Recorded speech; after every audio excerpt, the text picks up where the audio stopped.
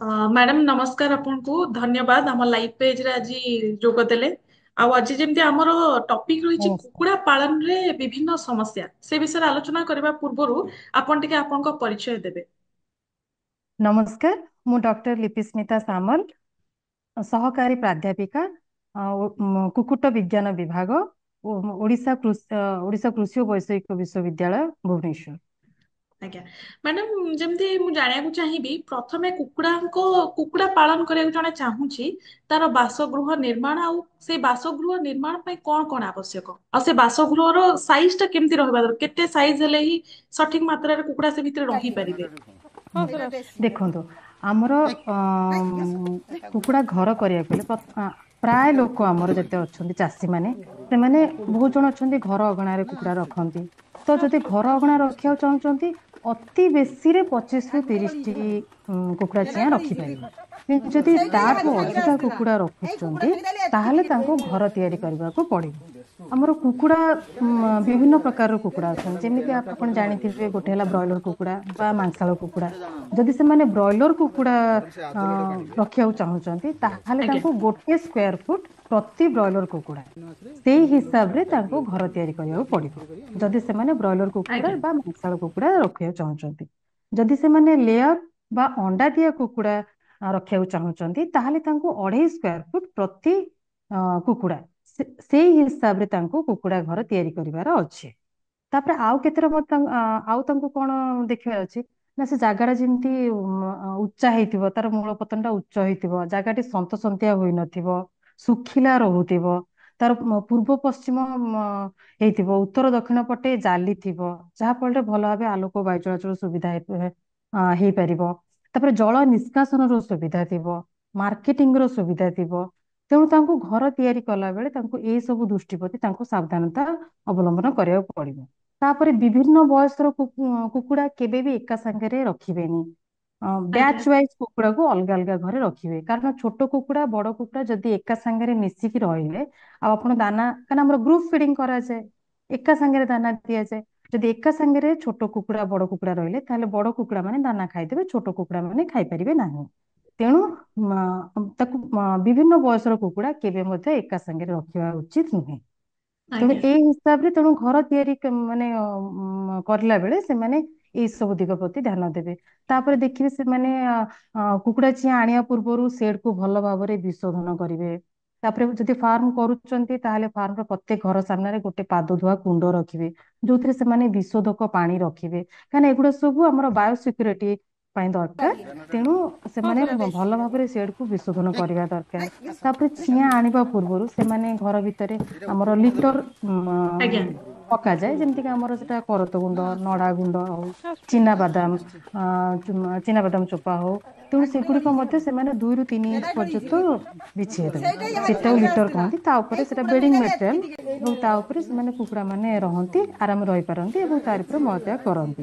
ଏବଂ ପ୍ରଥମ 4 ରୁ 5 ଦିନ ଲିଟର ଉପରେ ଖବର କାଗଜ ପକେଇବେ ଯାହା ଫଳରେ କି ଚିଆଁ ଟା ଭଲ ଭାବରେ ମାନେ ଭଲ ଭାବରେ ଚାଲି ପାରିବ ଏବଂ ଚିଆଁ ଡାଇରେକ୍ଟଲି ଯେମିତି ସେ ଲିଟର ମାଟେରିଆଲ କୁ ଖାଇବନି। ତେଣୁ आज्ञा ପ୍ରଥମ 4 ରୁ 5 ଦିନ ସିଏ ସେମାନେ ଲିଟର ଉପରେ ଖବର କାଗଜ ପକେଇବା ଦରକାର। ତାପରେ ଆଉ ଗୋଟେ କାମ କରିବେ ନା ଯେତେବେଳେ ଚିଆଁ ଆଣିବା ପୂର୍ବରୁ ଘରେ ସେମାନେ ବ୍ରୁଡର ଲଗେଇବା ନିହାତି ଦରକାର। ବ୍ରୁଡର ଟା ଆମର କଣ ପାଇଁ ଲଗାଯାଏ କାରଣ ଆମର ଚିଆଁର ପ୍ରଥମ 4 ରୁ 5 ସପ୍ତାହ ତାଙ୍କୁ ଅଧିକ ଉତ୍ତାପ ଆବଶ୍ୟକ ହେଇଥାଏ। କାରଣ ବାୟୁମଣ୍ଡଳ ଉତ୍ତାପ କମ ଥାଏ ଏବଂ ସେମାନଙ୍କର ଶରୀରର ଉତ୍ତାପ ଅଧିକ ହେଇଥାଏ ପାଖାପାଖି ହାରାହାରି 105 ରୁ 107 ଡିଗ୍ରୀ ଫାରେନହାଇଟ୍ ବା 41 ରୁ 42 ଡିଗ୍ରୀ ସେଲସିୟସ ହେଇଥାଏ ଏବଂ ସେମାନଙ୍କର ସେତେବେଳେ ପର ଉଠି ନଥାଏ। ତେଣୁ ସେମାନେ ବାୟୁମଣ୍ଡଳ ଉତ୍ତାପ ସହିତ ନିଜକୁ ଖାପ ଖୁଆଇ ପାରନ୍ତି ନାହିଁ।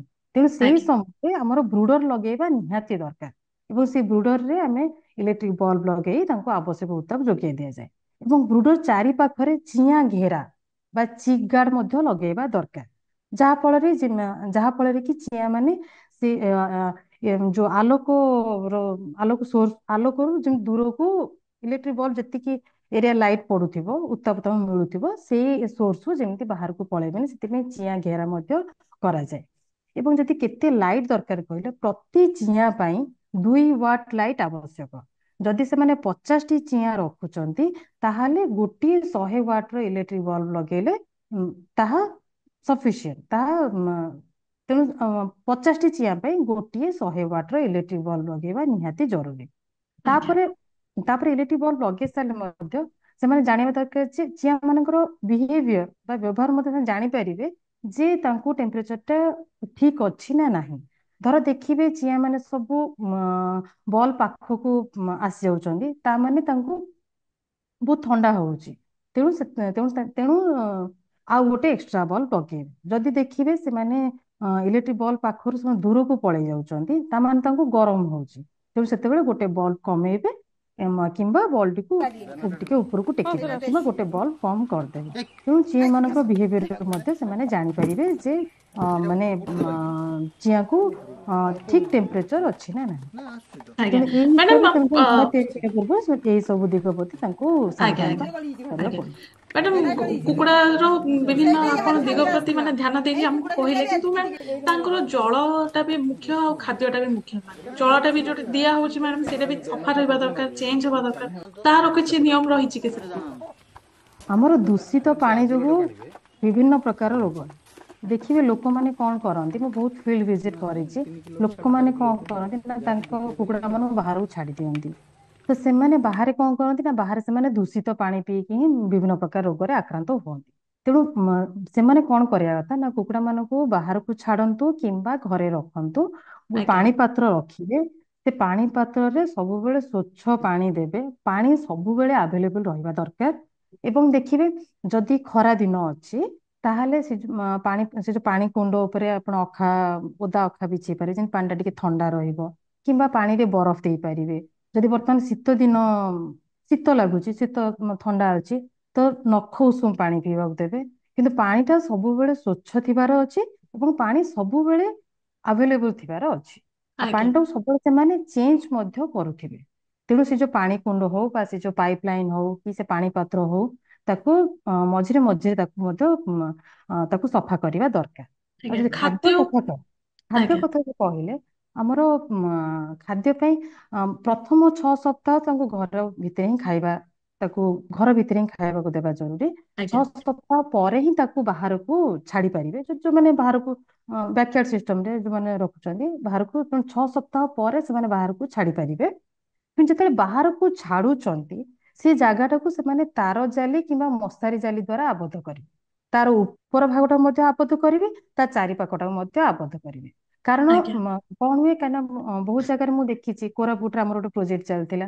ତାଙ୍କର କହୁଥିଲେ କଣ ନା ତାଙ୍କର କଟାସ ବହୁତ, କାରଣ କୁକୁଡା ମାନେ ବହୁତ ହିଂସ୍ର ଜନ୍ତୁ ମାନଙ୍କ ଆକ୍ରମଣର ଆଜ୍ଞା ଶିକାର ନିହାତି ଭାବରେ ହୁଅନ୍ତି। ତ ମୃତ୍ୟୁ ମୁଖରେ ପଡନ୍ତି। ତ ସେଥିପାଇଁ ସେ ଜାଗାଟାକୁ ଆବଦ୍ଧ କରିବା ନିହାତି ଦରକାର। ତାପରେ ଆଉ ଗୋଟେ ଜିନିଷ ମତେ ଦେଖିବେ, ଯଦି ବି ଆମେ ବାହାରକୁ ଛାଡୁଛନ୍ତି ସିଏ ତାର ସମ୍ପୂର୍ଣ୍ଣ ଖାଦ୍ୟ ଆବଶ୍ୟକତା ପୂରଣ ନ ହେଇପାରେ। କାରଣ ଧରନ୍ତୁ ଗୋଟେ ବୟସ୍କ କୁକୁଡା କଥା କହିବା, ସିଏ ଆମର ଦିନକୁ ଗୋଟେ ବୟସ୍କ କୁକୁଡା 100 ରୁ 120 ଗ୍ରାମ ଖାଦ୍ୟ ଆବଶ୍ୟକ କରେ। କିନ୍ତୁ ବାହାର ବିଲ ବାଡି ବୁଲି ଯେତେ ଖାଦ୍ୟ ସଂଗ୍ରହ କଲେ ବି ସେ ତାର ଅଧା 50% ହିଁ ଆଜ୍ଞା ଅର୍ଥାତ୍ 50 ରୁ 60 ଗ୍ରାମ ହିଁ ସେ ନିଜର ଖାଦ୍ୟ ଆବଶ୍ୟକତା ପୂରଣ କରିଥାଏ। ତ ଆଉ 50 ରୁ 60 ଗ୍ରାମ ତାଙ୍କୁ ଆମର ସନ୍ତୁଳିତ ଖାଦ୍ୟ ବା ସୁଷମ ଖାଦ୍ୟ ତାଙ୍କୁ ଦେବା ନିହାତି ଜରୁରୀ। ଆପଣ ତାକୁ ଦେଇପାରିବେ ଆମର ଖୁଦ ଧାନ ଚଷୁ, ଆମର ଶସ୍ୟ ପିଡିଆ ହଉ, ଆମର କଣି ଚୋକଡ, ଚୁନି ଶାଗ, ବିରି ଚୋପା, ବଳକା ରୋଷେଇ ଖାଦ୍ୟ, ଶସ୍ୟ ପିଡିଆ, ମାଛ ଗୁଣ୍ଡ, ଶୁଖୁଆ ଗୁଣ୍ଡ ଏସବୁ ଦେଇପାରିବେ। ଆପଣ ତାଙ୍କୁ ଆଜ୍ଞା ଶାଗ ମଧ୍ୟ ଦେଇପାରିବେ। ତାପରେ ଆମର ଖାଦ୍ୟରେ ଲୁଣ ମିଶାଇବା ନିହାତି ଜରୁରୀ। କାରଣ ମୁଁ ବହୁତ ଜଣ ଚାଷୀଙ୍କର ଫିଡବ୍ୟାକ୍ ନେଇଛି, ସେମାନେ ଲୁଣ ମିଶାନ୍ତିନି। କିନ୍ତୁ ଲୁଣ ନ ମିଶିଲେ କଣ ହୁଏ ନା ସେମାନଙ୍କର ଖୁମ୍ପା ଖୁମ୍ପି ତାଙ୍କର ଖୁମ୍ପିବା ଆରମ୍ଭ କରନ୍ତି ଏବଂ ତାଙ୍କର ପର ଟାଁସିଆ ହେଇଯାଏ, ସେମାନେ ଅନ୍ୟର ପର ଖୁମ୍ପନ୍ତି। ତ ଯାହା ଫଳରେ ସେମାନେ ଖଣ୍ଡିଆ ଖାବରା ହୋଇ ମୃତ୍ୟୁ ମୁଖରେ ପଡିଥାନ୍ତି। ତେଣୁ ଆଜ୍ଞା ସେମାନଙ୍କୁ ଲୁଣ ଦେବା ନିହାତି ଦରକାର। ଏବଂ ଆଉ ଆପଣ କଣ କରିବେ, କାରଣ ଆପଣ ଜାଣିଛନ୍ତି ଆମର ଏମିତିରେ ଆମେ ମକା ଦେଇପାରିବା, ସୋୟାବିନ୍ ମିଲ୍ ଦେଇପାରିବା, ଆମର ଏଗୁଡ଼ା ସବୁ ଦେଇପାରିବା। ସୋୟାବିନ୍ ମିଲ୍ ର ପ୍ରାଇସ୍ ବହୁତ ଅଧିକା ରହୁଛି। ସୋୟାବିନ୍ ପିଡିଆ ଯୋଉଟା ତାର ପ୍ରାଇସ୍ ଟା ବହୁତ ଅଧିକା ରହୁଛି। ତେଣୁ ସେଥିପାଇଁ ତେଣୁ ଦାନା ଖର୍ଚ୍ଚ କମେଇବା ପାଇଁ ଆପଣ ତାକୁ କୁକୁଡା ମାନଙ୍କୁ ଉଇକ୍ ଖାଇବା ଅଭ୍ୟାସ କରାନ୍ତୁ। ଜିଆ ମଧ୍ୟ ଦେଇପାରିବେ, ଆଜୋଲା ମଧ୍ୟ ଦେଇପାରିବେ, ଯାହା ଆଜ୍ଞା ଫଳରେ ଦାନା ଖର୍ଚ୍ଚ ଟା କମିବ। କାରଣ କୁକୁଡା ପାଳନରେ ଦାନା ଖର୍ଚ୍ଚ ଟା ହାରାହାରି ସମ୍ପୂର୍ଣ୍ଣ ଖର୍ଚ୍ଚର 80% ଖର୍ଚ୍ଚ ହେଲା ଦାନା। ହଁ ତେଣୁ ଦାନା ଖର୍ଚ୍ଚ ଟାକୁ କମେଇବାକୁ ହେଲେ ସେମାନଙ୍କୁ ଏସବୁ ଜିନିଷ ମଧ୍ୟ ଦେଲେ ଦାନା ଖର୍ଚ୍ଚ ଟା କମିବ।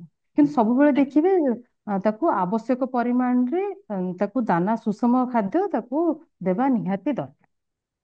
ମ୍ୟାମ୍ ଆଉ ଗୋଟେ ଜିନିଷ ଏବଂ ଜାଣିବାକୁ ଯଦି ଚାହିଁବି। ଏଠି ଆଉ ଗୋଟେ ଜିନିଷ କହିଲେ, ଯଦି ଆଜ୍ଞା ଅଣ୍ଡା ଦିଏ କୁକୁଡ଼ାକୁ ଆପଣ ଶାମୁକା ଗୁଣ୍ଡ ଦେବା ନିହାତି ଜରୁରୀ। କାରଣ ଆମର ଅଣ୍ଡା ଯଦି ଶାମୁକା ଗୁଣ୍ଡ ନ ଦେବେ ତାହେଲେ ଅଣ୍ଡାର ଖୋଳପାଟା ନରମ ହେଇଯିବ, କାରଣ ଅଣ୍ଡାର ଖୋଳପା ପାଇଁ କ୍ୟାଲସିୟମ ଦରକାର। ତେଣୁ ଅଣ୍ଡା ଦିଆ କୁକୁଡ଼ାଙ୍କୁ ଶାମୁକା ଗୁଣ୍ଡ ଦେବା ନିହାତି ଦରକାର। ଆଜ୍ଞା ମ୍ୟାଡାମ, ଋତୁ ଅନୁସାରେ ସେମାନଙ୍କ ଯତ୍ନ କେମିତି ନବା ଆଉ ଏନଭାୟରମେଣ୍ଟାଲ ଇମ୍ପାକ୍ଟ କଣ ରହେ ପୋଲ୍ଟ୍ରି ଫାର୍ମିଂ ଉପରେ? ହୁଁ। ଆପଣ ଯଦି ଆପଣଙ୍କ କତିରେ ଯେ ବିଭିନ୍ନ ପ୍ରକାର କୁକୁଡା ଅଛନ୍ତି, ଆପଣ ଆଜ୍ଞା ଯଦି ବ୍ରଏଲର ବା ମାଂସାଳ କୁକୁଡା କଥା କହିବେ, ସେମାନେ ବହୁତ ଶୀଘ୍ର ସେମାନେ ଅଂଶୁଘାତର ଶିକାର ହୁଅନ୍ତି। କାରଣ ସେତେବେଳେ ବାୟୁମଣ୍ଡଳ ଉତ୍ତାପ ବହୁତ ଅଧିକା ଥାଏ ଏବଂ ଆର୍ଦ୍ରତା ମଧ୍ୟ ବହୁତ ଅଧିକା ଥାଏ। ତ ସେତେବେଳେ ଅଂଶୁଘାତର ଶିକାର ହେବାର ବହୁତ ସମ୍ଭାବନା ଅଛି। ତେଣୁ ଯେତେବେଳେ ମାନେ ଖରା ଦିନ ହେଲା ମାନେ ଆପଣ ଦେଖିବେ ଯେମିତି ତାଙ୍କୁ ଥଣ୍ଡା ପାଣିରେ ଆପଣ ୟା ପୂର୍ବରୁ ମୁଁ କହିଥିଲି ପାଣିରେ ଆପଣ ବରଫ ମିଶାଇକି ଦେଇପାରିବେ। ତାପରେ ଆପଣ ଯୋଉ ଜାଲିରେ ଓଦା ଅଖା ଟାଙ୍ଗିବେ, ଖରା ଦିନ କଥା କହୁଛି, ଆଜ୍ଞା ତେଣୁ ଓଦା ଅଖା ଟାଙ୍ଗିବେ, ଘରେ ଫ୍ୟାନ ଲଗେଇବେ, ରୁମ ଭିତରେ ଫ୍ୟାନ ଲଗେଇବେ, ଓଦା ଅଖା ଟାଙ୍ଗିବେ, ଥଣ୍ଡା ପାଣି ଦେବେ। ତାପରେ ଆପଣ ଯୋଉ ତାର ଛାତ ଉପରଟାକୁ ଆପଣ ଆଜବେଷ୍ଟସ ଉପରେ ଆପଣ ସବୁ ନଡିଆ ବାହୁଙ୍ଗା ହଉ ସବୁ ପକେଇବେ, ଯାହା ଫଳରେ ଡାଇରେକ୍ଟ ସନଲାଇଟ, ଯାହା ଫଳରେ କି ସୂର୍ଯ୍ୟ କିରଣର ତାର ମଧ୍ୟ ପ୍ରଭାବ ମଧ୍ୟ କମ ରହିବ। ତେଣୁ ଆଜ୍ଞା ଖରା ଦିନରେ ଆପଣ ଏମିତି କରିପାରିବେ। ତାପରେ ବର୍ଷା ଦିନ କଣ ହୁଏ ନା, ବର୍ଷା ଦିନେ ଆମର ଖାଦ୍ୟରେ ଫିମ୍ପି ମାରିବା ପ୍ରୋବ୍ଲେମ, ଫିମ୍ପି ଲାଗିଥାଏ ଏବଂ ଫିମ୍ପି ଲଗା ଖାଦ୍ୟ ଖାଇଲେ କୁକୁଡା ମାନେ ମୃତ୍ୟୁମୁଖରେ ପଡିଥାନ୍ତି। ଗୋଟେ ପ୍ରକାର ଫିମ୍ପି ଜାତୀୟ ରୋଗ ଅଛି ଆସ୍ପରଜିଲୋସିସ୍। ତେଣୁ ଆଜ୍ଞା ବର୍ଷା ଦିନରେ ସେମାନେ କଣ କରିବେ ନା, ଖାଦ୍ୟକୁ ଭଲ ଭାବରେ ଷ୍ଟୋର କରିକି ରଖିବେ, ଯେମିତି ଖାଦ୍ୟରେ ଫିମ୍ପି ଲାଗିବନି। ଏବଂ ସେମାନେ ବର୍ଷା ଦିନ ଆସିବା ପୂର୍ବରୁ ଘର ସବୁ ସେଡ୍ ସବୁ ରିପେୟାର କରିଦେବେ, କାରଣ ବହୁତ ଜାଗାରେ ପାଣି ମଧ୍ୟ ଗଳୁଥାଇପାରେ, ଆଜ୍ଞା ବର୍ଷା ପାଣି ଛିଟା ପଡିବାର ମଧ୍ୟ ସମ୍ଭାବନା ଥାଏ। ତେଣୁ ସେମାନେ ଭଲ ଭାବରେ ସେଡ୍କୁ ରିପେୟାର କରିବେ, ଯେମିତି ପାଣି ଇଏ ଭିତରୁ ପଶିବନି, ସେଡ୍ ଭିତରୁ ପଶିବନି। କାରଣ ଲିଟରଟା ଆମର ସବୁବେଳେ ଶୁଖିଲା ରହିବା ଦରକାର। କାରଣ ଲିଟର ଯଦି ଓଦା ରହିଲା ତାହେଲେ ଆମର କୁକୁଡା ମାନେ ମୃତ୍ୟୁମୁଖରେ ପଡିବେ। ତେଣୁ ଆଜ୍ଞା ହେଲା ଆମର ବର୍ଷା ଦିନ କଥା। ଯଦି ଶୀତ ଦିନ କଥା କହିବା, ଶୀତ ଦିନରେ ଆପଣ କଣ କରିପାରିବେ ନା, ପାଣି ନଖ ଉଷୁମ ପାଣି ଦିଅନ୍ତୁ। ଖାଦ୍ୟ କଣ ଧରନ୍ତୁ ଆପଣ ଖାଦ୍ୟ କୁକୁଡାକୁ 2 ଥର ଦଉଛନ୍ତି, ତାହେଲେ ଆପଣ 3 ଥର ଦିଅନ୍ତୁ। କାରଣ 3 ଥର କରିକି ଦେବେ, ଇଣ୍ଟରଭାଲ ଟା ଟିକେ ବଢେଇ ଦେବେ। ତେଣୁ ଯଦି 2 ଥର ଦଉଛନ୍ତି ତାହେଲେ 3 ଥର ଖାଇବାକୁ ଦିଅନ୍ତୁ। ନଖ ଉଷୁମ ପାଣି ଦିଅନ୍ତୁ। ରାତିରେ ତାପମାତ୍ରା କମ ରହେ, ଥଣ୍ଡା ବେଶୀ ହୁଏ। ତେଣୁ ରାତିରେ ଆପଣ କଣ କରିପାରିବେ ନା, ଆପଣ ସେ ତାର ଜାଲି ଟାକୁ ଆପଣ ଅଖା ଦ୍ଵାରା କଭର କରିପାରିବେ। ପୁରା ସେ ସେଟ୍ ଟାକୁ ଆପଣ କଭର କରିପାରିବେ, ଯାହା ଫଳରେ କି ମାନେ ଥଣ୍ଡା ଲାଗିବନି। ତ ଏଇ ସବୁ ଛୋଟ ଛୋଟ ଜିନିଷ ପ୍ରତି ତାଙ୍କୁ ସାବଧାନତା ଅବଲମ୍ବନ କରିବାକୁ ପଡିବ। ଏବଂ ଆଜ୍ଞା ଏହା ଛଡା ମଧ୍ୟ ଆଜିକାଲି EC house, environmentally controlled poultry house, ଶୀତ ତାପ ନିୟନ୍ତ୍ରିତ ବାସଗୃହ ଯୋଜନା ମଧ୍ୟ କାର୍ଯ୍ୟକାରୀ ହଉଛି। ରାଜ୍ୟର ବହୁତ ଜାଗାରେ ଏଇ ଯୋଜନା ଅଛି, ଇସି ହାଉସ। ତ ସେମାନେ ସେହି ଯୋଜନା ମାଧ୍ୟମରେ ମଧ୍ୟ ସେଥିରେ ମଧ୍ୟ ସରକାର ବିଭିନ୍ନ ପ୍ରକାର ରିହାତି ବ୍ୟବସ୍ଥା କରିଛନ୍ତି। ତେଣୁ ସେମାନେ ଯଦି ସେଇ ଯୋଜନା ମାଧ୍ୟମରେ ଯଦି ବି କରିବେ, ତାହେଲେ ମଧ୍ୟ କୁକୁଡା ପାଳନ ବେଶୀ ଲାଭ ପାଇପାରିବେ। ଆଜ୍ଞା ମ୍ୟାଡାମ, ଆଉ କୁକୁଡା ପାଳନରେ ମ୍ୟାଡାମ ରୋଗ ପରିଚାଳନା ଟା କେମିତି କରିବା ଦରକାର? ବିଭିନ୍ନ ରୋଗ ହଉଛି, କୋଉ ରୋଗଟା ମୁଖ୍ୟତଃ ତାଙ୍କୁ ହେଇଥାଏ, ବେଶୀ ଅଧିକତମ ସେଇ ରୋଗଟା ହିଁ ଦେଖିବାକୁ ମିଳେ କୁକୁଡାଙ୍କ ଭିତରେ? ଅ, ଦେଖନ୍ତୁ କୁକୁଡା ମାନେ କୁ ଆମର ବହୁତ ଗୋଟେ ଭୂତାଣୁ ଜନିତ ରୋଗ ଅଛି, ଭାଇରାଲ ଡିଜିଜ ଆଜ୍ଞା ଭାଇରାଲ ଡିଜିଜ ଅଛି। ସେ ଭୂତାଣୁ ଜନିତ ରୋଗକୁ ଆମେ କେବଳ ଟୀକାକରଣ ଦ୍ଵାରା ହିଁ ତାକୁ ଆମେ ନିୟନ୍ତ୍ରଣ କରିପାରିବା। ତାର ଆଉ କୌଣସି ଅପସନ ନାହିଁ, ଆମେ ଟୀକାକରଣ କରିବା ଦରକାର। ଯେମିତିକି ଆଜ୍ଞା ଆପଣ ପ୍ରଥମ ଦିନରେ ମରେକ୍ସ ରୋଗର ଟୀକାକରଣ କରିବେ, ଯୋଉଟା ଆମର ହଉଛି 0.2 ml ବେକ ତଳ ଚମଡାରେ ଦିଆଯାଏ। ତାପରେ ପ୍ରଥମ ସପ୍ତାହ ବେଳକୁ ଆମର ରାଣୀକ୍ଷେତ ରୋଗ ବା ତାକୁ ଘୁମା ରୋଗ କହନ୍ତି, ମରୁଡି ରୋଗ ମଧ୍ୟ କହନ୍ତି। ତ ତାର ଲାସୋଟା ବା F1 ଷ୍ଟ୍ରେନ ର ଟୀକା ଗୋଟେ ବୁନ୍ଦା ଆଖିରେ ବା ନାକପୁଡାରେ ଦେବେ। ତାପରେ ଦ୍ୱିତୀୟ ସପ୍ତାହରେ ଗୁମ୍ବର ରୋଗ ବା ଆଇବିଡି ରୋଗର ଟୀକାକରଣ କରାଯାଏ, ସେଟା ମଧ୍ୟ ଗୋଟେ ବୁନ୍ଦା ଆଖିରେ ବା ନାକପୋଡାରେ। ତାପରେ ଚତୁର୍ଥ ସପ୍ତାହରେ ରାଣୀକ୍ଷେତ ରୋଗର ଲାସୋଟା ବା F1 ଷ୍ଟ୍ରେନ ର ଟୀକାକରଣ କରିବେ, ଆଜ୍ଞା ତାହା ଏକ ବୁନ୍ଦା ଆଖିରେ ବା ନାକ ପୁଡାରେ, ଏବଂ ଏଇ ବୁଷ୍ଟର ଟିକାଟିକୁ ପାଣିରେ ମଧ୍ୟ ଦେଇହବ। ତାପରେ 6 ସପ୍ତାହରେ କୁକୁଡ଼ା ବସନ୍ତ ରୋଗ ବା ଫାଉଲ ପକ୍ସ କହୁଛନ୍ତି, କୁକୁଡ଼ା ବସନ୍ତ ରୋଗର ଟୀକାକରଣ କରିବା ଦରକାର। ଏହା ଆମର 0.2 ml ଡେଣା ତଳେ ଦିଆଯାଏ, ନହେଲେ ମାଂସପେଶୀରେ ମଧ୍ୟ ଦେଇ ହବ। ତାପରେ 8 ସପ୍ତାହ ବେଳକୁ ରାଣୀକ୍ଷେତ ରୋଗର R2B ଷ୍ଟ୍ରେନର ଟୀକାକରଣ କରିବା ଦରକାର। ଏହା ଚମଡା ତଳେ ବା ମାଂସପେଶୀରେ କରାଯାଏ। ଏବଂ ଯଦି କୁକୁଡ଼ାକୁ ଆପଣ ତାପରେ ଅଧିକା ଦିନ ରଖୁଛନ୍ତି, ତାହେଲେ ପ୍ରତି 6 ମାସରେ ଥରେ ରାଣୀକ୍ଷେତ୍ର R2B ଷ୍ଟ୍ରେନର ଟୀକାକରଣ କରିବା ଦରକାର, 0.5 ml ଆମର ଚମଡା ତଳେ ବା ମାଂସପେଶୀରେ। ତ ଏଇଭଳି ଭାବରେ ବହୁତ ଗୁଡିଏ ଟୀକାକରଣ ଅଛି, କିନ୍ତୁ ଏଇ ସବୁ ଟୀକାକରଣ ମଧ୍ୟରୁ 2ଟି ଟୀକାକରଣ ନିହାତି ଜରୁରୀ। ଗୋଟେ ହେଲା 6 ସପ୍ତାହରେ କୁକୁଡ଼ା ବସନ୍ତ ରୋଗର ଟୀକାକରଣ ଏବଂ 8 ସପ୍ତାହରେ ରାଣୀକ୍ଷେତ ରୋଗର R2B ଷ୍ଟ୍ରେନର ଟୀକାକରଣ। ତେଣୁ ଆଜ୍ଞା ଏଇ 2ଟି ରୋଗର ଟୀକାକରଣ କରିବା ନିହାତି ଜରୁରୀ ଅଟେ। ତେଣୁ ତେଣୁ ଚାଷୀମାନେ ଯଦି ସବୁ ଟୀକାକରଣ କରିପାରିଲେ ତାହେଲେ ଭଲ କଥା। ଏବଂ ସେମାନେ କୁକୁଡ଼ା ଆଣିବା ପୂର୍ବରୁ ଆକ୍ଚୁଆଲି ସେମାନେ ପ୍ରାଣୀ ଚିକିତ୍ସକଙ୍କ ପରାମର୍ଶ କ୍ରମେ ଏଇ ସବୁ ଟୀକାକରଣ କରନ୍ତୁ। କାରଣ ଆଜିକାଲି MVU ଯୋଜନା ତ ଆମର ତେଣୁ ଟୀକାକରଣ ପାଇଁ ଜଣେଇଲେ, କାରଣ ନିଜ କୁକୁଡ଼ାକୁ ଟୀକାକରଣ କରିବା ଛଡା ନିଜ ଏରିଆରେ ଯେତେ କୁକୁଡ଼ା ଅଛନ୍ତି ସେମାନଙ୍କର ବି ଟୀକାକରଣ ହେବା ଦରକାର। ସେଥିପାଇଁ ଆଜ୍ଞା ସେମାନେ କୁକୁଡ଼ା ଆଣିବା ପୂର୍ବରୁ ପ୍ରାଣୀ ଚିକିତ୍ସକଙ୍କ ପରାମର୍ଶ କ୍ରମେ ସେମାନେ ଏଇ ସବୁ ଜିନିଷ ଟୀକାକରଣ କରିବା ଦରକାର। ଏହା ବ୍ୟତୀତ ଆଜ୍ଞା କୃମି ରୋଗ ମଧ୍ୟ ହେଇଥାଏ ଆମର। ସେଥିପାଇଁ ଆମର ଯେତେବେଳେ କୁକୁଡ଼ାକୁ 2 ମାସର ହେଲେ କୃମିନାଶକ ଔଷଧ ଦିଅନ୍ତୁ। ତାପରେ ପ୍ରତି 2.5 ମାସ ବ୍ୟବଧାନରେ ନିୟମିତ ଭାବରେ କୃମିନାଶକ ଔଷଧ ଦେବା ଦରକାର। ତାପରେ ଆଜ୍ଞା କୁକୁଡ଼ାକୁ ଆଉ ଏକ ରୋଗ ହେଇଥାଏ ନାଳ ରକ୍ତ ଝାଡା। ତେଣୁ ଯେତେବେଳେ 2.5 ମାସର କୁକୁଡ଼ାକୁ 2.5 ମାସ ହେଲେ ଚିଆଁକୁ ନାଳ ରକ୍ତ ଝାଡା ହେବାର ଆଶଙ୍କା ବେଶୀ ଥାଏ। ସେଥିପାଇଁ ପ୍ରତିଷେଧ ଔଷଧ ମଧ୍ୟ ଦେବା ଦରକାର। ତ ଏଇ ସବୁ ରୋଗ ଦେଖା ଯାଇଥାଏ।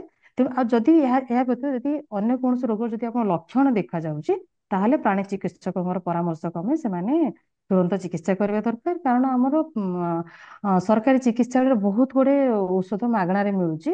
ତେଣୁ ସେମାନେ ଏହାର ମଧ୍ୟ ଲାଭ ନେଇପାରିବେ। ତେଣୁ ଲକ୍ଷଣ ଆଜ୍ଞା ଦେଖାଗଲା ତୁରନ୍ତ ତୁରନ୍ତ ସେମାନେ ପ୍ରାଣୀ ଚିକିତ୍ସକଙ୍କର ପରାମର୍ଶ କ୍ରମେ ସେମାନେ ଚିକିତ୍ସା କରିବା ଉଚିତ। ଆଜ୍ଞା ମ୍ୟାଡାମ, ଯଦି ଜଣେ ଚାହୁଁଛି କୁକୁଡା ପାଳନ ଟାକୁ ବ୍ୟବସାୟ ହିସାବରେ ପରିବର୍ତ୍ତନ କରିକି ଅର୍ଥ ରୋଜଗାର ପାଇଁ, ଆରମ୍ଭରୁ କେତେ ଟଙ୍କା ତାକୁ ଖର୍ଚ୍ଚ କରିବାକୁ ପଡିବ? ସେମିତି ଶୁଣନ୍ତୁ, କୁକୁଡ଼ା ପାଳନ ଯଦି ବ୍ୟବସାୟୀକରଣ କରିବାକୁ ଚାହୁଁଛନ୍ତି, ଦେଖନ୍ତୁ ଆଜିକାଲି ପ୍ରଥମେ ହେଲା ଯିଏ ବି ମୋ ପାଖକୁ ଆସନ୍ତି ପ୍ରଥମେ ସଜେସନ ଏଇଟା ଦିଏ କି ତାଙ୍କର କୁକୁଡ଼ା ପାଳନ ପ୍ରଥମେ ଅଭିଜ୍ଞତା ଥିବା ଦରକାର। କାରଣ ବହୁତ ଆଜ୍ଞା ଜଣ ଥାଆନ୍ତି ତାଙ୍କର ଅଭିଜ୍ଞତା ନଥାଏ, ଇନଫ୍ରାଷ୍ଟ୍ରକ୍ଚର ତାଙ୍କ ପାଖରେ ଥାଏ କିନ୍ତୁ ଅଭିଜ୍ଞତା ନଥାଏ। ତେଣୁ ପ୍ରଥମେ ଅଭିଜ୍ଞତା ପାଇଁ ସେମାନେ ଆମର ଯେମିତି ହେଲା ବ୍ରଏଲର ବା ମାଂସ କୁକୁଡ଼ା ପାଳନ, ଆଉ ଗୋଟେ ହେଲା ଲେୟର ବା ଅଣ୍ଡା ଦିଆ କୁକୁଡ଼ା ପାଳନ। ତ ବ୍ରଏଲର କୁକୁଡ଼ାରେ କଣ ହୁଏ ନା ସେମାନେ 1.5 କେଜି ହେଲା ମାନେ କୁକୁଡ଼ାଟେ ବି ବିକ୍ରି କରିଦିଅନ୍ତି। ଆଜ୍ଞା ତ 5 ରୁ 6 ସପ୍ତାହ ଭିତରେ କୁକୁଡ଼ାଟି 1.5 କେଜି ହେଇଯାଏ। ତ ତାଙ୍କୁ ସେଥିରୁ ସାଙ୍ଗେ ସାଙ୍ଗେ ତାଙ୍କୁ ସେଥିରୁ ଇନକମ ମିଳିଥାଏ। କିନ୍ତୁ ଲେୟର ବା ଅଣ୍ଡା ଦିଆ କୁକୁଡ଼ା ପାଳନ ଯଦି ସେମାନେ କରିବେ, କୁକୁଡ଼ା ଅଣ୍ଡା ଦେବା ଆରମ୍ଭ କରେ 17 ସପ୍ତାହ ବା 20 ସପ୍ତାହ ବେଳକୁ ଆରମ୍ଭ କରେ। ତ 20 ସପ୍ତାହ ପର୍ଯ୍ୟନ୍ତ ସେ ଦାନା କିନ୍ତୁ ଖାଇଛି, ମାନେ ଦାନା ଆଜ୍ଞା ଖର୍ଚ୍ଚରେ ଦାନା ଖର୍ଚ୍ଚ ହେଇଥିବ। ତ ଆଜ୍ଞା ଆମର ଯଦି ବ୍ରଏଲର କୁକୁଡ଼ା କରୁଛନ୍ତି, ମିନିମମ୍ 4,000 କୁକୁଡ଼ା ରଖିଲେ ବ୍ରଏଲର କୁକୁଡ଼ାରେ ସେମାନେ ଲାଭ ପାଇପାରିବେ। ଆଉ ଯଦି ଆଜ୍ଞା ସେମାନେ ଲେୟର ବା ଅଣ୍ଡା ଦିଆ କୁକୁଡ଼ା ରଖୁଛନ୍ତି, ତାହେଲେ ତାଙ୍କୁ 10,000 କୁକୁଡ଼ା ରଖିଲେ ସେଥିରେ ଲାଭ ପାଇବେ। ଆଜ୍ଞା ତେଣୁ ବ୍ରଏଲର କୁକୁଡ଼ା ପାଇଁ 4,000 କୁକୁଡ଼ା ନିହାତି ଭାବରେ, ଅତି କମ ରେ 4,000 କୁକୁଡ଼ା ରଖିଲେ ବ୍ରଏଲର ପାଳନରୁ ସେମାନେ ଲାଭ ପାଇପାରିବେ। ଏବଂ ଯଦି ସେମାନେ ଲେୟର କୁକୁଡ଼ା ରଖୁଛନ୍ତି, ତାହେଲେ 10,000 କୁକୁଡ଼ା ରଖିଲେ ସେ ଲାଭ ପାଇପାରିବେ। ତା ଛଡା ଆଜିକାଲି ଗଭର୍ଣ୍ଣମେଣ୍ଟର ବହୁତ ଗୁଡେ ସ୍କିମ୍ ମଧ୍ୟ ଚାଲିଛି, ବହୁତ ଗୁଡେ ସ୍କିମ୍ ଚାଲିଛି। ସେ ସବୁ ସ୍କିମ ର ମଧ୍ୟ ସେମାନେ ଲାଭ ନେଇପାରିବେ। ଆଜିକାଲି ଆମର ଏପିକଲ ମଧ୍ୟ ବିଭିନ୍ନ ପ୍ରକାର ଯୋଜନା ସେମାନେ ସହାୟତା ଯୋଗାଇ ଦଉଛନ୍ତି। ନାବାର୍ଡରୁ ମଧ୍ୟ ସେମାନେ ଋଣ ନେଇପାରିବେ, ଆଜ୍ଞା ପାରିବେ। ତାପରେ ଆଜିକାଲି ମିଶନ ଶକ୍ତି ମଧ୍ୟ ଚାଲିଛି, ଯାହା ଫଳରେ ମହିଳା ସଶକ୍ତିକରଣ କାର୍ଯ୍ୟକ୍ରମ ଜରିଆରେ ମହିଳା ମାନଙ୍କୁ ମଧ୍ୟ ତାଲିମ ପ୍ରଦାନ କରାଯାଉଛି। ତା ଛଡା ମହିଳା ମାନଙ୍କ ପାଇଁ ମଧ୍ୟ ସ୍କିମ୍ସ ମଧ୍ୟ ଅଛି। ତ ସେଥିପାଇଁ ସୁଗମ ପୋର୍ଟାଲ ଅଛି। ତ ସୁଗମ ଆଜ୍ଞା ପୋର୍ଟାଲର ମଧ୍ୟ ସେମାନେ ସୁବିଧା ନେଇପାରିବେ। ତ ସୁଗମ ପୋର୍ଟାଲରେ ରେଜିଷ୍ଟ୍ରେସନ କରିବା ପାଇଁ ସେମାନେ ନିକଟସ୍ଥ ପ୍ରାଣୀ ଚିକିତ୍ସା କେନ୍ଦ୍ର, ଯେଉଁମାନେ ପ୍ରାଣୀ ଚିକିତ୍ସକ ଅଛନ୍ତି ସେମାନଙ୍କ ପରାମର୍ଶ କ୍ରମେ ସୁଗମ ପୋର୍ଟାଲରେ ମଧ୍ୟ ସେମାନେ ଲଗ୍ଇନ୍ କରିକି ବିଭିନ୍ନ ପ୍ରକାର ଯାହା ଯାହା ସ୍କିମ୍ସ ଅଛି ସେମାନେ ସେଥିରେ ଏଲିଜିବୁଲ ଅଛନ୍ତି ନା ନାଇଁ, କାରଣ ସେମାନେ ଏଲିଜିବୁଲ, ତାଙ୍କର ସବୁ ଏଲିଜିବିଲିଟି କ୍ରାଇଟେରିଆ ଅଛି ସେଥିରେ। ତ ସେଥିରେ ସେମାନେ ଦେଖିପାରିବେ। ଏହା ବ୍ୟତୀତ ଆମର ଓମ୍ବାଡିସି ଯୋଜନା ମଧ୍ୟ ଚାଲିଛି। ଆଜ୍ଞା ଆଜ୍ଞା ଓମ୍ବାଡିସି ସେ ମଧ୍ୟ ଆମର ମିନରାଲ ବିୟରିଂ ଡିଷ୍ଟ୍ରିକ୍ଟ ଆମର 7ଟା ଡିଷ୍ଟ୍ରିକ୍ଟରେ ଚାଲିଛି। ତ ସେ ଯୋଜନା ସବୁ ମଧ୍ୟ ସେମାନେ ସେଥିରୁ ମଧ୍ୟ ଲାଭ ନେଇପାରିବେ। ତେଣୁ ସେମାନେ ଏ ସବୁ ଯୋଜନା ବିଷୟରେ ଡିଟେଲ ଇନଫର୍ମେସନ ଜାଣିବାକୁ ଚାହିଁଲେ ସେମାନେ ନିକଟସ୍ଥ ପ୍ରାଣୀ ଚିକିତ୍ସା କେନ୍ଦ୍ରରେ ଯିଏ ପ୍ରାଣୀ ଚିକିତ୍ସକ ଅଛନ୍ତି ତାଙ୍କଠୁ ଆଜ୍ଞା ପରାମର୍ଶ କଲେ ସେ ଏସବୁ ଯୋଜନା ଲାଭ ନେଇପାରିବେ ଏବଂ କୁକୁଡ଼ା ପାଳନକୁ ଏକ ବ୍ୟବସାୟ ମଧ୍ୟ କରିପାରିବେ, କାରଣ ଏହା ଏକ ଆଜ୍ଞା ଲାଭଜନକ ବ୍ୟବସାୟ। ଏହାକୁ ଆଜ୍ଞା ଯେତେ ଅଧିକା କୁକୁଡ଼ା ରଖିବେ ସେତେ ସେଥିରୁ ଲାଭ ନିହାତି ଭାବରେ ନିହାତି ଭାବରେ। ମାନେ ମ୍ୟାଡାମ ବିଭିନ୍ନ ପ୍ରକାର ବ୍ରିଡ ଅଛି କୁକୁଡା ଭିତରେ, କୋଉ ବ୍ରିଡ ଅଧିକ ଲାଭ ଦବ? ଶୁଣନ୍ତୁ, ଚାଷୀ ମାନେ କଣ କରନ୍ତି ସାଧାରଣତଃ ସେମାନେ ତାଙ୍କର ନିଜ ଅଞ୍ଚଳରେ ଯୋଉ ଦେଶୀ କୁକୁଡ଼ା ମିଳୁଥାଏ ସେ ଦେଶୀ କୁକୁଡ଼ାକୁ ପାଳନ କରିଥାନ୍ତି। ଏ ଆଜ୍ଞା ଦେଶୀ କୁକୁଡ଼ା କଣ ହୁଏ ନା ସେଟା ବହୁତ ଧୀରେ ଧୀରେ ବଢେ ଏବଂ ଦେଶୀ କୁକୁଡ଼ା ଯଦି କହିବେ ସେ ମାତ୍ର 40ରୁ 50ଟା ଅଣ୍ଡା ଦିଏ। ଆଉ ସେ ଅଣ୍ଡା ଦେଖିବେ ମାତ୍ର 30 ଗ୍ରାମ ଅଣ୍ଡାର ଓଜନ। ଆଉ କୁକୁଡ଼ା ଯଦି ଦେଖିବେ ସେ 6-7 ମାସ ପରେ 1 କେଜିରୁ 1.5 କେଜି ହେଇଥାଏ। କିନ୍ତୁ ଆଜ୍ଞା ଆଜିକାଲି ତେଣୁ ଏଇ ସବୁ ଦେଶୀ କୁକୁଡ଼ା ସେଥିପାଇଁ ସେମାନେ ବେଶୀ ଲାଭ ପାଇପାରନ୍ତିନି। ଆଜ୍ଞା ମ୍ୟାମ୍ କିନ୍ତୁ ଆଜିକାଲି ଅନେକ ଉନ୍ନତ ପ୍ରଜାତିକୁ ବିକଶିତ କରାଯାଇଛି ଯାହା ଦେଖିବାକୁ ଦେଶୀ କୁକୁଡ଼ା ଭଳି, ତେଣୁ ବଜାରରେ ଏହାର ଚାହିଦା ବହୁତ ଅଧିକ। ତେଣୁ ଏଇ ସବୁ କୁକୁଡ଼ା ସେମାନେ ଯଦି ମାନେ ପାଳନ କରିବେ ତାହେଲେ ଲାଭବାନ ହେଇପାରିବେ। ଯେମିତି ଯଦି ଆପଣ କହିବେ ଉଭୟ ଅଣ୍ଡା ଓ ମାଂସ ପାଇଁ, ତ ଉଭୟ ଅଣ୍ଡା ମାଂସ ପାଇଁ ଭଲ ପ୍ରଜାତି ଗୁଡିକ ହଉଛି ଛାବ୍ରୋ, ବନରାଜା, ଗିରିରାଜା, ଗିରିରାଣୀ, କ୍ରୟଲର, ରେନବୋ ରୁଷ୍ଟର ଏଇ ସବୁ କୁକୁଡ଼ା ଯୋଉଟା ହେଲା ଉଭୟ ଆଜ୍ଞା ଅଣ୍ଡା ଓ ମାଂସ ଦିଏ, ଡୁଆଲ ପର୍ପସ କୁକୁଡ଼ା ସବୁ। ଯେ ସେମାନେ ମାଂସ ପାଇଁ ବା ବ୍ରଏଲର ପାଇଁ ଭଲ ପ୍ରଜାତି ଗୁଡିକ ଭିତରେ ହଉଛି ଆମର ଓଇବେଟି କଳିଙ୍ଗ ପଲିଶ୍ରି କୁକୁଡ଼ା, ଯାହା ଆମର ଏଇ ଆମର ଭେଟନାରୀ କଲେଜ ଆମର ଓଇବେଟି ଫାର୍ମ ରହିଛି, ଆମର ଓଇବେଟି କଳିଙ୍ଗ ପଲିଶ୍ରି କୁକୁଡ଼ା, ବ୍ଲାକ ରକ୍ କିମ୍ବା ସେମାନେ କର୍ନିଶ ଏଇ ସବୁ କୁକୁଡ଼ା ସେମାନେ ପାଳନ କରିପାରିବେ। ଆଉ ଯଦି ଅଣ୍ଡା ପାଇଁ ଭଲ ପ୍ରଜାତି ଗୁଡିକ ହଉଛି Gramapriya, Kalinga brown, Krishi layer, CARI gold, CARI Devendra, ଆମର ହ୍ୱାଇଟ ଲେଘନ, RIR, ତ ଏଇ ସବୁ ଯଦି ଉନ୍ନତ ପ୍ରଜାତିର କୁକୁଡ଼ା ଯଦି ସେମାନେ ଯଦି ପାଳନ କରିବେ ତାହେଲେ ସେମାନେ ବେଶୀ ଲାଭବାନ ହେଇପାରିବେ। କାରଣ ଏଇ ସବୁ କୁକୁଡ଼ା ଅଣ୍ଡା ଯଦି ଦେଖିବେ ତାଙ୍କର ଅଣ୍ଡାର ହାରାହାରି ଓଜନ ଆଜ୍ଞା ପାଖାପାଖି 50 ଗ୍ରାମ ଥାଏ ଏବଂ ଗୋଟେ କୁକୁଡ଼ା ପାଖାପାଖି 200ରୁ 250 ଅଣ୍ଡା, ଆମର ହ୍ୱାଇଟ ଲେଗନ କି ଆଉ ସବୁ ହ୍ୱାଇଟ ଲେଗନ ତା ତ 300 ଅଣ୍ଡା ମଧ୍ୟ ବି ଦେଇଥାଏ। ତ ଏଇ ସବୁ ଯଦି ଉନ୍ନତ ପ୍ରଜାତିର କୁକୁଡ଼ା ଯଦି ପାଳନ କରିବେ ତାହେଲେ ସେମାନେ ବେଶୀ ସେଥିରୁ ବେଶୀ ଲାଭ ପାଇପାରିବେ, କାରଣ କୁକୁଡ଼ାର ଓଜନ ମଧ୍ୟ ଅଧିକ ହୋଇଥାଏ ଏବଂ ସେମାନଙ୍କର ଅଣ୍ଡା ଉତ୍ପାଦନ କ୍ଷମତା ମଧ୍ୟ ଅଧିକ ଥାଏ। ଏବଂ ଯଦି ବୟସ୍କ ଆଜ୍ଞା କୁକୁଡ଼ା କହିବା ତାହେଲେ ଗୋଟେ ବୟସ୍କ କୁକୁଡ଼ା 3.5 କେଜିରୁ 5 କେଜି ପର୍ଯ୍ୟନ୍ତ ମଧ୍ୟ ହୋଇଥାଏ। ମ୍ୟାଡାମ ଯଦି ଏସଏଚଜି ମହିଳା ମାନେ ଚାହୁଁଛନ୍ତି ମିଶିକି କୁକୁଡା ପାଳନ କରିବା ପାଇଁ, ସେମାନଙ୍କ ପାଇଁ କଣ ସୁବିଧା ରହିଛି? ସେମାନଙ୍କୁ SHGA ପାଇଁ ଆମର ସରକାରୀ ସ୍ତରରେ ଆମର ସ୍କିମ୍ସ ଅଛି। ଯଦି ସେମାନେ ଆଜ୍ଞା ସୁଗମ ପୋର୍ଟାଲରେ ସେମାନେ ଲଗ୍ଇନ୍ କରିବେ, ଆଜ୍ଞା ଯେତେଗୁଡେ ଯୋଜନା ଅଛି ତା ଭିତରୁ କେତେ ଗୁଡେ ଅଛି କି ଡାଇରେକ୍ଟ ଜଣେ ଫାର୍ମର ନିଜେ ଚାହିଁଲେ ବି ନେଇପାରିବ, ଚାଷୀ ନିଜେ ବି ନେଇପାରିବ। ଆଉ କେତେ ଆଜ୍ଞା ଗୁଡେ ଆମର ସେଲ୍ଫ ହେଲ୍ପ ଗ୍ରୁପ ମାଧ୍ୟମରେ ମଧ୍ୟ ତାଙ୍କୁ ସହାୟତା ଯୋଗାଇ ଦିଆଯାଉଛି। ତ ଆଜ୍ଞା ଏଇ ସବୁ ଯଦି ଯୋଜନା ସେମାନେ ଯଦି ସୁଗମ ପୋର୍ଟାଲରେ ଦେଖିବେ ତାହେଲେ ସେଥିରୁ ସେମାନେ ସେ ସବୁ ଯୋଜନା ସେମାନେ ଲାଭ ନେଇପାରିବେ। ଆଜ୍ଞା ମ୍ୟାଡାମ। ମ୍ୟାମ୍ ଦେଶୀ କୁକୁଡା କଣ ରହୁଛି ଯୋଉଟା କି ପାଳନ କଲେ ଲାଭ ଦବ ଚାଷୀଙ୍କୁ? କଣ କଣ ବ୍ରିଡ ଅଛି? ଦେଶୀ କୁକୁଡ଼ା ଯଦି କହିବେ ଆମର ଆକ୍ଚୁଆଲି ଏଠି ଓୟୁଟି ଫାର୍ମରେ ହଂସିଲି କୁକୁଡ଼ା ଅଛି। ହଂସିଲ ଆଜ୍ଞା କୁକୁଡ଼ା ଟା ଆମର ମୟୂରଭଞ୍ଜରେ ବହୁତ ସେଟା ବିଖ୍ୟାତ, ସେଟା ଗଞ୍ଜା ଲଢେଇ ପାଇଁ ସେମାନେ ଆକ୍ଚୁଆଲି ସେଥିପାଇଁ ସେଟା ବେଶୀ ବିଖ୍ୟାତ। ତ ଆମର ହଂସିଲି ଅଛି, ତାପରେ ଭେଜାଗୁଡା ଅଛି। ଭେଜାଗୁଡା ଟା ଆମର କୋରାପୁଟ ମାଲକାନଗିରି ଜିଲ୍ଲାର। ସେଟା ବର୍ତ୍ତମାନ ଆମେ ତାକୁ ବ୍ରିଡ ରେଜିଷ୍ଟ୍ରେସନ ପାଇଁ ଆପ୍ଲାଏ କରିଛୁ। ହଂସିଲି ଅଲରେଡି ଗୋଟେ ପ୍ରଜାତିର ମାନ୍ୟତା ପାଇସାରିଛି। ଆଜ୍ଞା ଏବଂ ତାପରେ ଭେଜାଗୁଡା ରୁ ମଧ୍ୟ ଲାଭ ପାଇପାରିବେ। ତା ଛଡା ଆଉ ଗୋଟେ କୁକୁଡା ଅଛି ଫୁଲବାଣୀ କୁକୁଡା, ତ ଫୁଲବାଣୀ କୁକୁଡା ମଧ୍ୟ ଯଦି ସେମାନେ ରଖିବେ, ଫୁଲବାଣୀ କୁକୁଡା ସେ ଫୁଲବାଣୀ ବହୁତ କନ୍ଧମାଳ ଏରିଆରେ ଦେଖାଯାଏ, ତ ଯଦି ସେମାନେ ସେଇ କୁକୁଡା ମଧ୍ୟ ରଖିବେ ସେଥିରୁ ମଧ୍ୟ ଲାଭ ପାଇପାରିବେ। ତା ଛଡା ଆମର କଡକନାଥ କଥା ଜାଣିଛନ୍ତି, କଡକନାଥ ହେଲା ଆମର ପୁରା କଳା କୁକୁଡା, ତାର ମାଂସ ବି ପୁରା ବ୍ଲାକ କଲର, ତାର ଅଣ୍ଡା ବି ପୁରା ବ୍ଲାକ କଲର ଏବଂ ଆଜ୍ଞା ଆଜ୍ଞା ସେଥିରେ ବହୁତ ମେଡିସିନାଲ ଭ୍ୟାଲୁଜ ମଧ୍ୟ ଅଛି। ଅସିଲ ଅଛି, ତେଣୁ ଯଦି ଅସିଲ, କଡକନାଥ, ହଂସିଲି, ଭେଜାଗୁଡା, ଫୁଲବାଣୀ, କଳାହାଣ୍ଡି କୁକୁଡା, ତ ଏଇ ସବୁ ଦେଶୀ କୁକୁଡାକୁ ଯଦି ବି ସେମାନେ ପାଳନ କରିବେ ସେଥିରୁ ଲାଭବାନ ହେଇପାରିବେ। ଏବଂ ଆଜ୍ଞା ଆମେମାନେ ବର୍ତ୍ତମାନ ଏଠି ଆମେମାନେ କଣ ଚେଷ୍ଟା କରୁଛୁ ବା ବୈଜ୍ଞାନିକ ମାନେ କଣ ଚେଷ୍ଟା କରୁଛନ୍ତି ନା ଏଇ ଦେଶୀ କୁକୁଡାର ଚାହିଦା ବହୁତ ଅଧିକା ଅଛି, ତ ସେମାନଙ୍କର ଉତ୍ପାଦନ କ୍ଷମତାକୁ ବଢେଇବା ପାଇଁ ତାକୁ କ୍ରସ୍ କରାହେଉଛି ଆମର ଏଲିଟ୍ କୁକୁଡା ମାନଙ୍କ ସହିତ। ତ ଏଇ କ୍ରସ୍ କୁକୁଡା ଗୁଡିକ ଦେଖିବାକୁ ଦେଶୀ କୁକୁଡା ଭଳିଆ ରହିବ ଏବଂ କିନ୍ତୁ ତାର ଆଜ୍ଞା ଉତ୍ପାଦନ କ୍ଷମତା ଅଧିକ ରହିବ। ତେଣୁ ସେଥିପାଇଁ ଆମର ମଧ୍ୟ ରିସର୍ଚ୍ଚ ମଧ୍ୟ ଆଜ୍ଞା ଚାଲିଛି। ମ୍ୟାଡାମ ଆମର ଯେମିତି ରହିଛି କୁକୁଡ଼ା ପାଳନ, ଯେମିତି ଆମେ ଆଜି ବିଷୟଟା ରଖିଥିଲୁ ଯେ କୁକୁଡ଼ା ପାଳନରେ ବିଭିନ୍ନ ସମସ୍ୟା, କଣ କଣ ସମସ୍ୟା ଜଣେ ଚାଷୀ, କୁକୁଡ଼ା ପାଳନ ଚାଷୀ କଣ କଣ ସମସ୍ୟାର ସମ୍ମୁଖୀନ ହେଇଥାଉ, ସେଠୁ କେମିତି ସେ ବାହାରି ପାରିବ ସେ ସମସ୍ୟାରୁ? ଯେମିତି ରୋଗ ହଉ କିମ୍ବା ଆର୍ଥିକ ସ୍ଥିତିରେ ହଉ, ରୋଗ ହେଉ, ଘର ହେଉ, ବର୍ଷା ହେଲା ଘର କୁକୁଡା ବର୍ଷା ମାନେ ବର୍ଷା ଦିନ ପାଇଁ ହଉ, ଶୀତ ଋତୁ ପାଇଁ ହଉ, କି ଖରା ଦିନରେ ଚ୍ୟାଲେଞ୍ଜେସ୍ କଣ ରହିଛି, ମେନ୍ ଚ୍ୟାଲେଞ୍ଜେସ୍ ଗୋଟେ କୁକୁଡା ଚାଷୀ ପାଇଁ? କୁକୁଡ଼ା ଚାଷୀଙ୍କ ପାଇଁ କୁକୁଡ଼ା ଚାଷ ପାଇଁ ଆକ୍ଚୁଆଲି କଣ କହିବି, ଏଥିରେ ସବୁଠୁ କମ ପୁଞ୍ଜି ନିବେଶ ହେଇଥାଏ ଏବଂ ଏହା ଅଧିକ ଲାଭଜନକ ଅଟେ। ଏଥିରେ ରିସ୍କ ବହୁତ କମ। କାରଣ ଧର ତୁ ଅନ୍ୟ କୌଣସି ଚାଷ କରୁଛନ୍ତି ତ ଆନୁଷଙ୍ଗିକ ପନ୍ଥା ହିସାବରେ ମଧ୍ୟ କୁକୁଡ଼ା ପାଳନ ସେମାନେ କରିପାରିବେ। ଆଜ୍ଞା ଆଉ ବାକି ରହିଲା ଆଉ ବର୍ତ୍ତମାନ ଆମର ଯଦି ସରକାରୀ ସ୍ତରରେ କହିବେ, ବହୁତ ଗୁଡେ ସ୍କିମ୍ସ ଚାଲିଛି କୁକୁଡ଼ା ଉପରେ। ତେଣୁ ଏଥିରେ ରିହାତି ବହୁତ ଅଧିକ ଅଛି।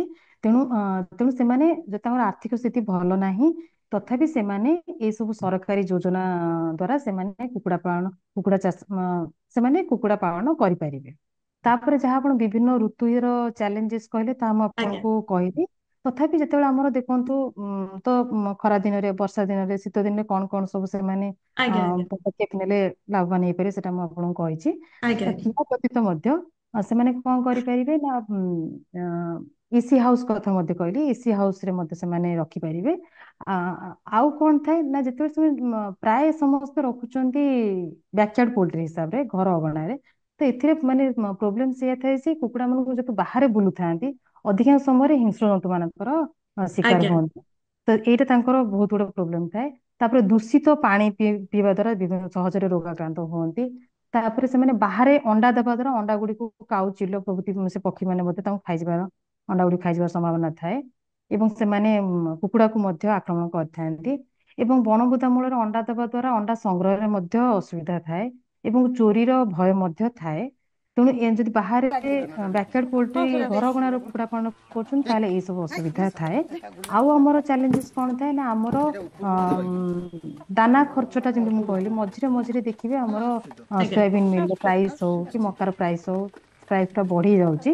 ସେଥିପାଇଁ ସେମାନେ କଣ କରିପାରିବେ ନା, ଆମର ଅନକନଭେନସନାଲ ଫିଡ୍ସ, ମାନେ ଯେମିତି କି ଆମର ସେ ଉଇ ହଉ କିମ୍ବା ଜିଆ ହଉ କିମ୍ବା ଆମର ଯେତେ ପ୍ରକାର ସେମାନେ ଆଜୋଲା ଦେଇପାରିବେ, ତ ଏଇ ସବୁ କିମ୍ବା ଅଲଗା ପିଡିଆ ମଧ୍ୟ ଦେଇପାରିବେ। ସୋୟାବିନ୍ ଆଜ୍ଞା ଧରନ୍ତୁ ଆଜ୍ଞା କଷ୍ଟ କରୁଛି, ସେମାନେ ଅଲଗା ବିଭିନ୍ନ ପ୍ରକାରର ଶସ୍ୟ ପିଡିଆ ସେମାନେ ନିଜ ଏରିଆ, ନିଜ ଅଞ୍ଚଳରେ ଯାହା ମିଳୁଛି ସେ ଶସ୍ୟ ପିଡିଆ ମଧ୍ୟ ବ୍ୟବହାର କରିପାରିବେ, ଯାହା ଫଳରେ କି ଦାନା ଖର୍ଚ୍ଚଟା କମିବ। ତ ଦାନା ଖର୍ଚ୍ଚ ସେମାନେ ସେଇ ହିସାବରେ ସେମାନେ ଆଜ୍ଞା ନିୟନ୍ତ୍ରିତ କରିପାରିବେ। ତାପରେ ଆପଣ ଯଦି ସ୍ୱାସ୍ଥ୍ୟ କଥା କହିବା, ତାହେଲେ କଣ ନା, ସେମାନେ କୁକୁଡ଼ା ଆଣିବା ପୂର୍ବରୁ ସେମାନେ ଜାଣିବା ଦରକାର ଯେ ଏଇ ଟୀକାକରଣ ମତେ କରିବାର ଅଛି। ସେମାନେ ପ୍ରାଣୀ ଚିକିତ୍ସକ, କୁକୁଡ଼ା ଆଣିବା ପୂର୍ବରୁ ହିଁ ପ୍ରାଣୀ ଚିକିତ୍ସକ ସହିତ ପରାମର୍ଶ କରନ୍ତୁ ଏବଂ ଆଜ୍ଞା ଠିକ ଟାଇମ ଟୀକାକରଣ କରନ୍ତୁ। ତାହେଲେ କୁକୁଡ଼ା ମାନେ ମୃତ୍ୟୁ ମୁଖରେ ପଡିବେ ନାହିଁ ଏବଂ ସେମାନେ ଲାଭବାନ ହେବେ। ଆଉ ଗୋଟେ ଜିନିଷ ହେଲା ଆମର ପରିଚାଳନା। ପରିଚାଳନା ଯଦି କହିବା, ପରିଚାଳନା ଟା ସବୁଠୁ ଇମ୍ପୋର୍ଟାଣ୍ଟ। ଯଦି ଆମର ଲିଟର ପରିଚାଳନା, ଆପଣଙ୍କୁ କହିଥିଲି ଲିଟର ଟା ବହୁତ, କୁକୁଡ଼ା କ୍ଷେତ୍ରରେ ଲିଟର ପରିଚାଳନା ବହୁତ ଇମ୍ପୋର୍ଟାଣ୍ଟ। କାରଣ ଲିଟର ଟା ସବୁବେଳେ ଶୁଖିଲା ରହିବା ଦରକାର ଏବଂ ପ୍ରତି ସପ୍ତାହରେ ୟାକୁ ଥରେ କି ଦୁଇଥର ଘାଣ୍ଟିବା ଦରକାର। ନହେଲେ ସେଥିରେ କେକ୍ ଆଜ୍ଞା ଫର୍ମେସନ ଥାଏ। ଏବଂ ଲିଟର ଟା ଦେଖିବେ, ଯଦି ପାଣି ଦେଲା ବେଳେ ଯେମିତି ଲିଟର ଟା ଓଦା ନ ହବ। ଲିଟର ଟା କାରଣ ଯଦି ଓଦା ହେଇଯାଉଛି, ତାହେଲେ ସେ ଲିଟରକୁ ଆପଣଙ୍କୁ କାଢିଦେବା, ଲିଟରକୁ କାଢିଦେବେ, ନୂଆ ଲିଟର ପକେଇବାକୁ ପଡିବ। ତ ଲିଟର ଟା ପ୍ରତି ସପ୍ତାହରେ ଥରେ କିମ୍ବା ଦୁଇଥର ଘାଣ୍ଟିବେ। ତାପରେ ଆମର ଥାଏ ଆଲୋକ ପରିଚାଳନା। ଆମର ଆଜ୍ଞା ଯେତେବେଳେ ସେ ପ୍ରଥମ 8 ସପ୍ତାହ ତାକୁ 23 ଘଣ୍ଟା ଲାଇଟ୍ ଦରକାର। 1 ଘଣ୍ଟା ଆପଣ ଅନ୍ଧାର ରଖିପାରିବେ। ଯେତେବେଳେ ସେ ଗ୍ରୋଇଂ ଷ୍ଟେଜ ଥାଏ, ଆମର ଗୋଟେ ଥାଏ ଚିକ୍ ଷ୍ଟେଜ, ଗୋଟେ ଥାଏ ଗ୍ରୋଇଂ ଷ୍ଟେଜ, ତାପରେ ଆଉ ଗୋଟେ ଥାଏ ଆମର ଲେଇଂ ଷ୍ଟେଜ। ତ ଆମର ଯଦି ଗ୍ରୋଇଂ ପିରିୟଡ, ଯୋଉ ଟାଇମରେ ଗ୍ରୋଇଂ ପିରିୟଡରେ ତାକୁ ଆର୍ଟିଫିସିଆଲ ଲାଇଟ୍ ଦରକାର ନାହିଁ। ତ ଯେତେବେଳେ ଗ୍ରୋଇଂ ପିରିୟଡ ଯୋଉଟା 9 ରୁ 16 ସପ୍ତାହ କିମ୍ବା 9 ରୁ 20 ସପ୍ତାହ, ସେ 9 ରୁ 20 ସପ୍ତାହ ଆପଣଙ୍କ ଘରେ ଇଲେକ୍ଟ୍ରିକ ବଲ୍ବ ଲଗେଇବା ବିଲକୁଲ ଦରକାର ନାହିଁ। କିନ୍ତୁ ଯେତେବେଳେ ଅଣ୍ଡା ଦେବା ଆରମ୍ଭ କୁକୁଡ଼ା ଯେତେବେଳେ ଅଣ୍ଡା ଦେବା ଆରମ୍ଭ କରେ, ସେତେବେଳେ ଘରେ ଇଲେକ୍ଟ୍ରିକ ବଲ୍ବ ଲଗେଇବା ନିହାତି ଦରକାର। କାରଣ ଆଜ୍ଞା ତାହା ମଧ୍ୟ ଅଣ୍ଡା ଉତ୍ପାଦନରେ ପ୍ରଭାବ ପକେଇଥାଏ। ଏବଂ କେତେ ଲାଇଟ୍ ଦେବେ ନା ଆମର ଆମର ଦିନ ଡେ ଲାଇଟ୍ ହେଲା 12 ଘଣ୍ଟା ନ୍ୟାଚୁରାଲ ଲାଇଟ୍। ତା ଛଡା ତାଙ୍କୁ ସନ୍ଧ୍ୟାବେଳେ 2 ରୁ 4 ଘଣ୍ଟା ତାଙ୍କୁ ଲାଇଟ୍ ଦେବା ଦରକାର। ଯୋଉମାନେ ଅଣ୍ଡା ଦେବା ଆରମ୍ଭ କରୁଛନ୍ତି ଯୋଉ କୁକୁଡ଼ା ମାନେ ତାଙ୍କୁ ସେମାନେ 2 ରୁ 4 ଘଣ୍ଟା ଧରନ୍ତୁ କୁକୁଡ଼ାଟା 17 ସପ୍ତାହରେ ଅଣ୍ଡା ଦେବା ଆରମ୍ଭ କଲା, ତା ପ୍ରଥମ ସପ୍ତାହରେ 2 ଘଣ୍ଟା ଲାଇଟ୍ ସନ୍ଧ୍ୟାବେଳେ ଦେବେ। ତା 18 ସପ୍ତାହ ବେଳକୁ 2.5 ଘଣ୍ଟା ଦେବେ। 19 ସପ୍ତାହ ବେଳକୁ 3 ଘଣ୍ଟା ଦେବେ। 20 ସପ୍ତାହ ଆଜ୍ଞା ବେଳକୁ 4 ଘଣ୍ଟା। ତାପରେ 4 ଘଣ୍ଟା ହିଁ ଦେବେ। ତ 2 ରୁ 4 ଘଣ୍ଟା ଆଲୋକ ମଧ୍ୟ ଦେବା ଦରକାର। କିନ୍ତୁ ବହୁତ ଜଣ ଚାଷୀ ମାନେ ଏ ବିଷୟରେ ଜାଣିନଥାନ୍ତି। ତେଣୁ ଆଜ୍ଞା ଲାଇଟ୍ ମଧ୍ୟ ଆଲୋକ ତେଣୁ ନିହାତି ଭାବରେ ପରିଚାଳନାରେ ମଧ୍ୟ ଗୁରୁତ୍ୱପୂର୍ଣ୍ଣ ଅଟେ। ତାପରେ ଯଦି ସେମାନେ ବିଭିନ୍ନ ପ୍ରକାର ଯଦି ବିଭିନ୍ନ ବୟସର କୁକୁଡ଼ା ରଖିଛନ୍ତି, ତାହେଲେ ପ୍ରଥମେ ଛୋଟ କୁକୁଡ଼ାଙ୍କର କାମ କରନ୍ତୁ, ତାପରେ ବଡ କୁକୁଡ଼ାଙ୍କର କାମ କରନ୍ତୁ। କାରଣ ଛୋଟ କୁକୁଡ଼ାଙ୍କର ରୋଗ ପ୍ରତିରୋଧକ ଶକ୍ତି କମ ଥାଏ। ଆଜ୍ଞା ଆଜ୍ଞା ସେଥିପାଇଁ ପ୍ରଥମେ ଛୋଟ କୁକୁଡ଼ାଙ୍କର କାମ କରିସାରିଲା ପରେ ହିଁ ବଡ କୁକୁଡା ମାନଙ୍କର କାମ କରନ୍ତୁ।